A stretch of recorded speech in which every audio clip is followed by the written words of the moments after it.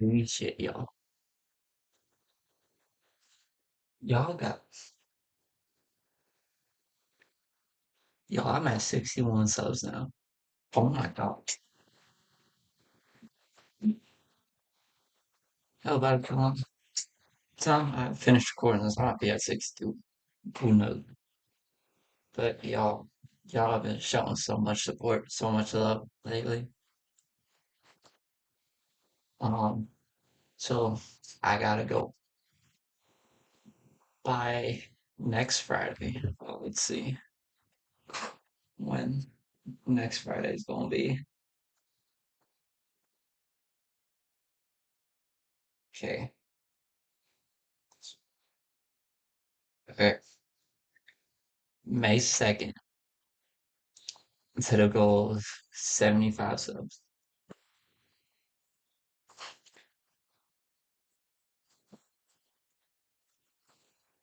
I think it's possible. Let's shoot for it. 75 subs. But anyways, welcome y'all. Be here for another video. Um, yeah, let's just get straight into it. Bye. Cloud9. Love him, love his videos. Let's get into it. Male canon events. First up, fumbling a 10 out of 10. You know, I'm not gonna lie, this is one of the worst ones in my opinion. Reason why we've all been through this. There's always been that one girl that you thought you had in the bag. I mean, she was fine, beautiful, gorgeous. I mean, in your mind, she goes band for band with SZA, Lotto, and Ruby Rose. Like, you feel me? And for some wild reason, you think you actually have a chance with that girl, and you try to get her, and Yeah, there, some time ago, there was this one girl I was talking to, and I was really wrapped into it. This was a few years back. At the time I was really into her. And, she was very flirty and oh my gosh, everything gave me all the signs. And all of a sudden, open Snapchat, see she sent me a snap. So normally what I do is answer it, right? I open it, boyfriend, like on the camera. Like, bro.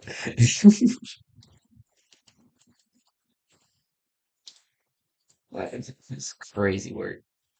you're doing good, and then randomly one day she just goes. And for the rest of that week, you're just contemplating, scrolling through your text, looking at what you could possibly have done wrong. Thinking maybe she forgot about the text, maybe you said a weird joke, or just something random. Just whatever your brain can imagine for her to actually ghost you, because of course it's not just you. Well, nigga, hate to break it to you, she likes a guy and it's not you. Game is game. And the worst part about it is that oftentimes the next week she ends up hard launching with her new man. And when you see him, it's somebody you don't even think is better than you. Well, brother, hate to break it to you, but he is. And then when they eventually break up, you're gonna be right back on her feet begging for her to take you back. But before that, you will go through the I hate that bitch phase. After every man goes through a heartbreak, they always hate the girl for a little bit. It's inevitable, bro. Every single bad thing that you've noticed and garnered about her in the past couple of years, it just kind of comes flowing back into your brain in one rushing, angry moment until it eventually boils over and you realize you don't really hate her. You're just sad that she's gone. But you still go through the phase. Yeah. Yeah. I've been through that a couple times. Then you get sad and you're a little bit depressed and you're wondering why it didn't work out. Maybe you'll never find love again. Maybe something else won't happen. I don't know. You just stress. But usually you end up doing all of this stressing late at night, which leads you to the third male canon of motivational workout. I can speak for all of us. We've all been through. Whether it was a breakup or a heartbreak, or maybe you just realized you're a bum. You went through that phase where you thought at 3 a.m. in the morning you was gonna change the world. You started doing push-ups, started watching David Goggins videos, and you're up all night feeling motivated and thinking that you're finna rule the world. You're finna be the most swole, chiseled, drizzled, gizzled, diggled, fadiddled, top tier man that you can be. And then you wake up after you pass out on the floor from doing all of them push-ups. Like, it's just And just do nothing for the next few days. After that random 3 a.m. motivation kicks in, yep. surroundings, realize your room is still dirty, and then eventually come to the realization that you'll never be that guy. But you know something else that can send you into this motivational arc? Canon event number 4, going bald. I promise you, every single person watching this video has gone through this phase, and most of Oh god. My fresh Yeah, my freshman yearbook photo. My freshman year yearbook photo. Everybody still makes fun of me to this day about it. Well, I don't get made fun of about it when people find it. Oh yeah, I'm cooked. of the time it's because of your dad. Brother, I am gonna tell you right now, for the first 5 years of my life, I had to be completely butt naked Michael Jordan bald. Because when my dad was 28, he stopped growing hair, and ever since that day, he decided that I just use that most good at most. I was never like actually bald. he didn't want me to grow hair either. And it was the most aggravating thing of my life. And I'm sure every single one of y'all went through that same thing. And the worst part about it is that after he allowed me to have hair, he only allowed my hair to get to a certain length, which is known as the bald phase, which most of us have gone through, especially black children. And the worst part about this is that back then, when I was growing up, the mohawk was very popular. It was during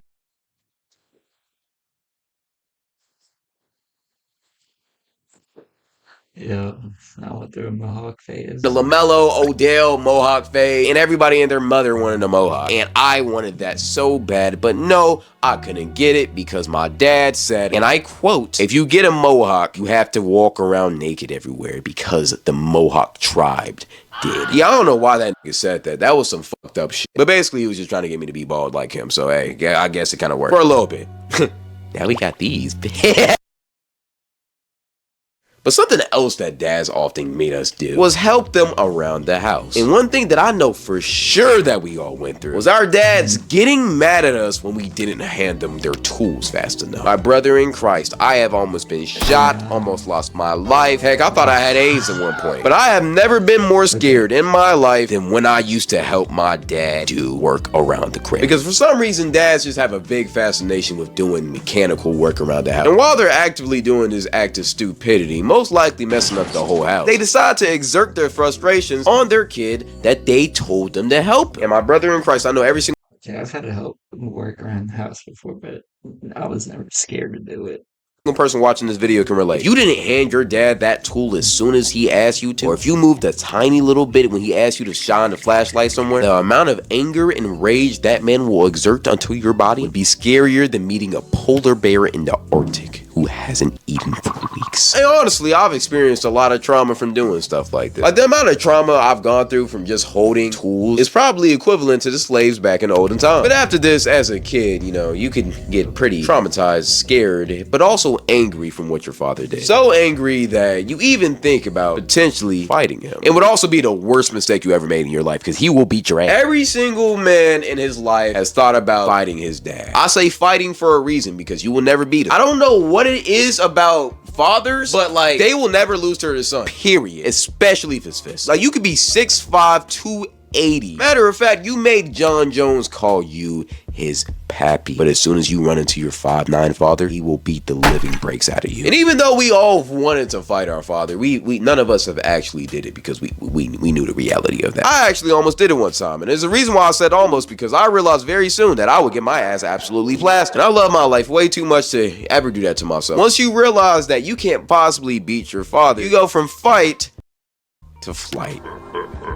Which leads me to thing number 6, running away. Every man has thought about running away from home. Brother, I cannot explain to you how many times I thought about running away as a kid. The crazy part about it is I live in a 2-parent household, suburban home, live in Nashville, Tennessee, a predominantly white city. I live in the suburbs of the suburbs. You will see white people walking their dogs and kids playing in the street. I live a good life. I had a good childhood. I even went to private school. But for some reason, whenever my mom pissed me off or my dad did something I didn't want to like, I always thought about getting a big ass stick, a little red piece of cloth, tying tying it together and putting all of the important stuff in my life, like the PS4 in the sack, and walking right out. I feel like this is a canon event, not just for guys. I feel like it's everybody. We as men are the ones who are actually the closest to doing it. Because I'm not gonna lie, one time I literally started packing my bags because my mom pissed me off so much. And I was almost done doing it. I was so close to committing. And then I realized how badly my mom would beat my ass if I actually ran away. So I just stayed. That's what usually happens because it's never worth the beating because they will find you. But usually that type of stuff would happen when you get grounded. And something else you would do when you're grounded is thing number 7, reading a Diary of Wimpy Kid book. I don't know why we all did this, but we all read that book in our floor whenever our parents took away our phones or our PS4s or whatever. Like it was just canon event to the fullest. And if you wasn't a guy, if you was a girl, you would probably read the Dork Diary.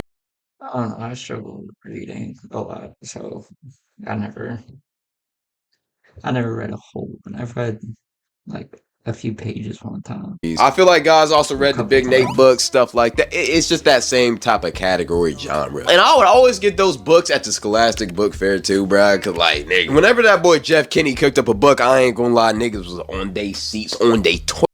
Like I can read words. I can read what like this says and all that. It's just retaining the information I struggle with a lot.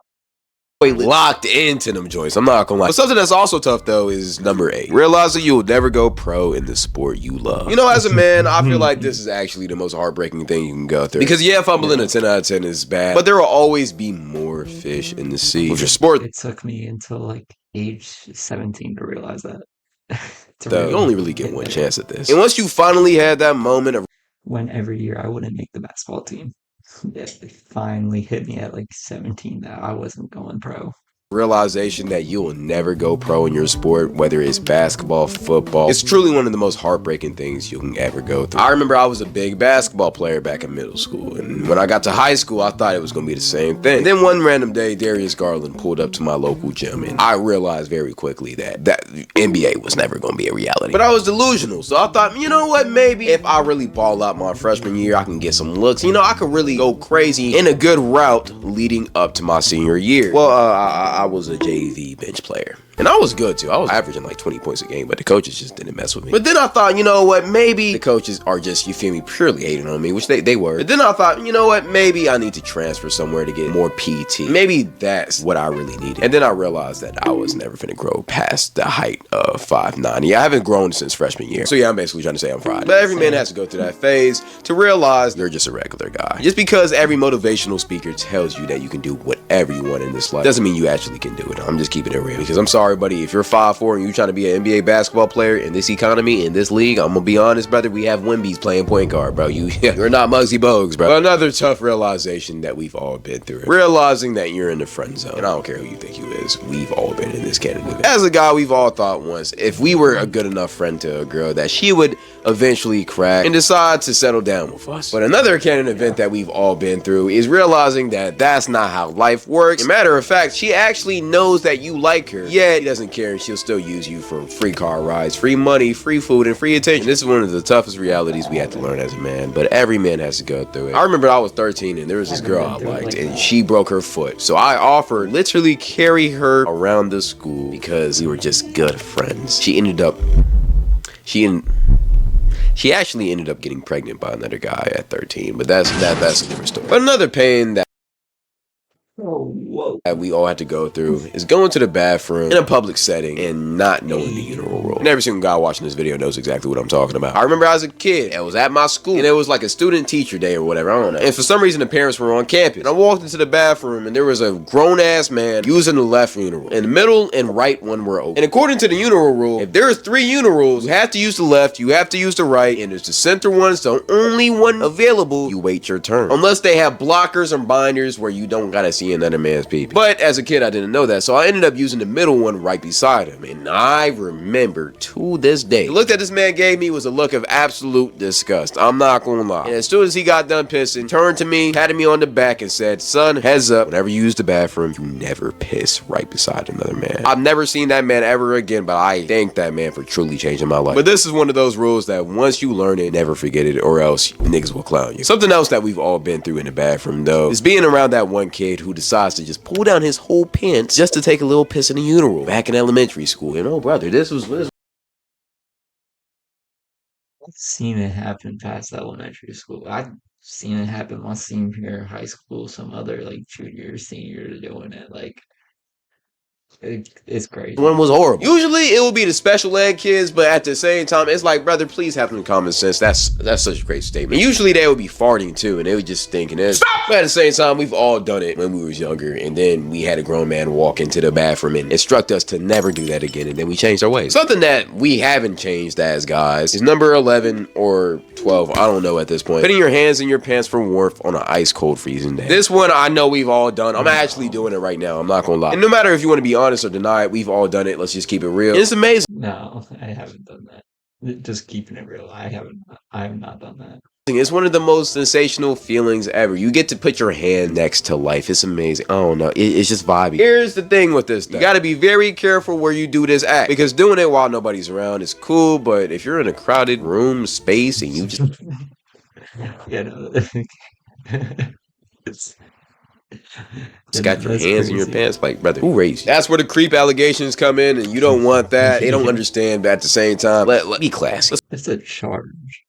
That's an easy charge if you do that in public. Speaking of balls, the next canon event that we've all been through is chilling around the house playing GTA or Fortnite or something, and then all of a sudden, randomly, you just feel a sharp pain in your balls, and you just start clenching them. You start grabbing them. You start praying to God because you think that you'll never have kids again. You start wondering if you have cancer, or maybe you got an STD, or maybe if you gooned too much. I don't know what you did. And then after it goes away, you immediately get on your knees and pray to God, promising him you would never jerk off again if he heals your pain. And then 3 nights later, you end up jerking off again. But hey, game is game. But after you goon, you get a negative feeling. You feel shame. You promise to God you will never do it again, yet you feel defeated. See, this right here is what we call post-nut clarity, which is the next canon event and probably the most popular one. Because the only time that you won't feel this is after the first one you do. Back when you were most likely younger, which is sick, honestly. It's sad that so many little kids are gooning, but it's whatever, I guess. And after that first goon, you felt alive. You felt like you just discovered the Did you greatest say 6? Y'all doing it at 6? thing on earth. Then after that second one, you really quickly realize that you just formed and started an addiction that you'll be very lucky to get out of. There's downhill, and you just keep on getting more downhill until you eventually stop and become a better human being, which a lot of y'all haven't done. Let's just keep it real. At the same time, though, you'll never escape post-nut clarity, even though I had one homie who did it like 10 times a day, and apparently he just stopped having it, but he also looked very Okay, that's crazy. 10 a day. Dude's just shooting blanks at that point. depressed, so I think he just had it permanently. Y'all already know what I'm finna say, though. Game is game, jizzle is jizzle, and don't fiddle your pickle. Let's get to it. But it's a part of being a man, and game is game, and that's just how life is. When you retain that, though, you will get superpowers. Powers that would never be feasible to the average gooning man. And you do that as soon as you get into the next canon event, aka semen retention. Every single man has gone through this. I don't care what y'all say. We've all gone through semen retention. We thought that by holding our seed, we would turn into spiritual soul or something. In all reality, you kind of do. I'm not gonna lie. You kind of get superpowers. You feel like you can move mountains, start thinking more clearly, you start getting more ideas. There's really no negative to holding your seed. And then we eventually all fail. But at the same time, we keep on going. But the first time you go on this path, you think you're a superior human being, though. You think you're better than everybody because you can hold your seed, and you call all of the regular 1 to 2 time a week gooners peasants in your eyes. You think they're just weak, inferior beings, and that's just how you will think until you eventually become one of them again. Game is game. But the last canon event I want to talk about is video games falling off as you get older. This one's more of a maturity thing. As you get older, I don't know if it's just me, but like video games just aren't as fun anymore. Like the only games I play now is NCAA, and it's really just to cool down and just to beat my friends. I'm not gonna lie, I can't get immersed in a game nowadays like I did back when I was younger. Maybe it's because I got responsibilities, or maybe it's just because games fell off. I don't. I go through phases. Like when there's a game I'm really into. I'll go like 2 weeks, a month, and I'll just be like locked in on the game. And then it'll be like 2 weeks to a month, I'll be like locked in on a game, and then I just won't touch it again. I don't know what it is, but it's kind of sad. Hopefully GTA 6 can bring that back out of me, but so then we will see. But I feel like every man kind of goes through this, and if you didn't, shouts out to you. But hey, go ahead and tell me anything I missed. If you like this video, go tap into my streams. They're very entertaining too. I'll be doing yaps, vlogs, challenges. It's crazy. It's fire. It's blowing up right now. Also, post Cloudy here. Go tap into my Discord. We have a very thriving community, and I know you will love it. And plus, if you love me, you'll love it even more. Joe, go tap in. Link to the Cord is a top pin comment. You can't miss it. And add me on Snapchat and follow me on Twitter. Blah blah blah. Yeshua loves you. I love you. Thank you. Goodbye. We out. Stay blessed.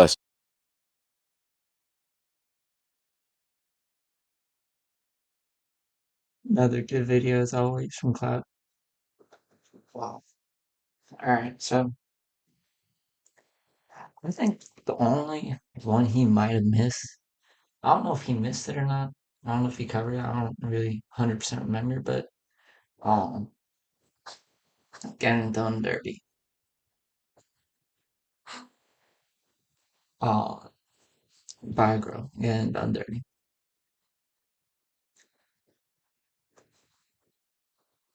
Oh,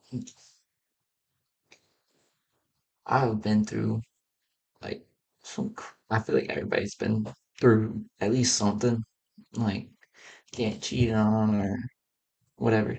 If y'all haven't, y'all are some lucky fuckers. But I'll let this one go for like I want to say like 2 years, maybe like a year, 10 months.